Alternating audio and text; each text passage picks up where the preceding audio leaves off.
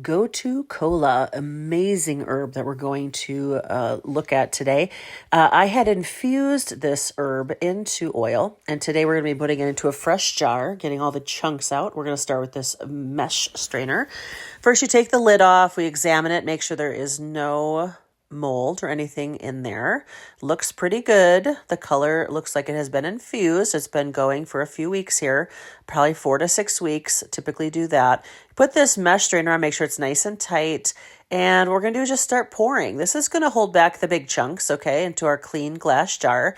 And as we pour, what's going to happen is the herbs are going to go down towards the head of the jar as we pour, and we're going to actually use gravity to help that oil come down. Now, on some herbs, this goes better than with others. So this particular herb really wanted to hang on to that oil. As you can see, I'm lifting. I even turned it, and it just didn't want to pull the oil. So we had to go to this new way. I put a cheesecloth on a jar. I tighten it with the rim there, and then we simply put some in, and we press it down with a spoon. Now, is there more efficient ways to do this? Yeah, probably. But this is just a way that I have done it for certain herbs that are a little bit cheeky and don't want to let the oil free. Now, I get a bowl, I put that in there, and then I just simply put more saturated herbs back in there and press down with my spoon, and then I dig it out. It kind of makes a hot mess, but that's what cleanup is for. And again, you can see the oil coming through. Now, as you go, you might see this nice little stream in there, but sometimes it's drip, drip, drip, and you just have to call it a day and let it just be done. Now, this process, when I put that spoon down, I just walk away and give it a few minutes, and then I come back and then I pull it out and then I put it in and then I push it down.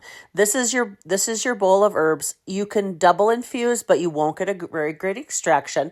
That is another cheesecloth. So I put down the big chunky cheesecloth in my big chunky bowl, put on a fresh cheesecloth. This is going to keep the fine little bits from going into this jar. Ultimately, I'm going to be putting in a squeezy jar to make products, and some of those products I make will be into roller balls, and I don't want those fine bits in there because that can impede my roller ball. So I'm going to use this new cheesecloth to put into a fresh jar. Yes, you're going to be doing a few dishes here in order to pull the pure oil out, which they call an herbal extraction when you do it into an infused oil, when you infuse it into an oil.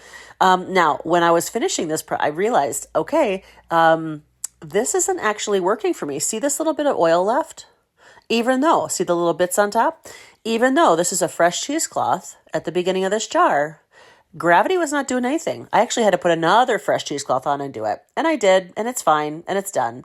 All those little bits were really impeding the oil. But then you're ended with this beautiful, gorgeous jar of Gotu Kola, which can be used in products. And we make something called an evergreen facial oil that helps support collagen and skin repair. It offers deep hydration with no heaviness. It soothes redness and irritation. It helps boost circulation and vitality, and offers antioxidant protection.